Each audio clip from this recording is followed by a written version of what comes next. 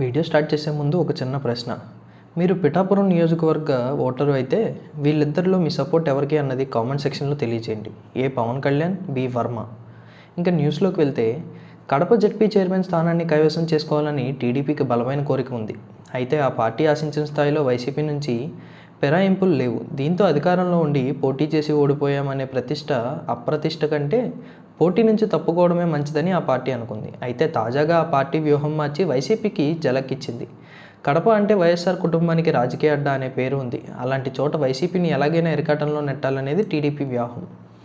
ఈ నేపథ్యంలో టీడీపీకి కేవలం 6 సభ్యులు బలం మాత్రమే ఉండడం, వైసీపీకి 42 మంది మద్దతు ఉండడంతో అధికార కూటమి పన్నాగాలు పారలేదు. అయితే రాజీనామాతో ఒక స్థానం, జెడ్పీటీసీ సభ్యుడి మృతితో మరో స్థానం ఖాళీగా ఉన్నాయి. ఖాళీగా పులివెందుల, ఒంటిమిట్ట జెడ్పీటీసీ స్థానాలు ఉండడంతో టీడీపీ మనసులో మెరుపులాంటి ఆలోచన కలిగింది.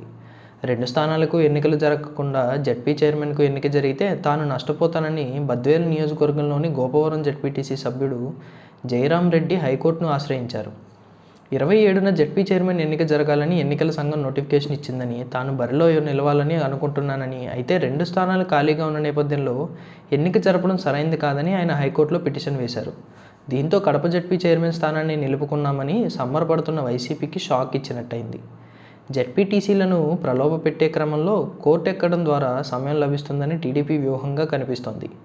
అయితే వైసీపీ సభ్యుల్ని టీడీపీ వైపు తిప్పుకోవడం ప్రస్తుతానికైతే సాధ్యమయ్యేలా కనిపించడం లేదు. ఒకవేళ కోర్టులో టీడీపీకి అనుకూల నిర్ణయం వెలువడితే ఇదే కారణంతో వైసీపీ రాష్ట్రమంతా వెళుతుందని ఆ పార్టీ నాయకులు అంటున్నారు. కేవలం కడపను దృష్టిలో పెట్టుకుని న్యాయస్థానాన్ని ఆశ్రయిస్తే రాష్ట్రంలో మిగిలిన ప్రాంతాల్లో తాము కూడా అదే పంతాన అనుసరిస్తామని వైసీపీ నేతలు అంటున్నారు. అధికార ప్రతిపక్ష పార్టీల వ్యూహ ప్రతివ్యూహాలు ఏమైనప్పటికీ న్యాయస్థానం నిర్ణయంపై ఉత్కంఠ నెలకొంది.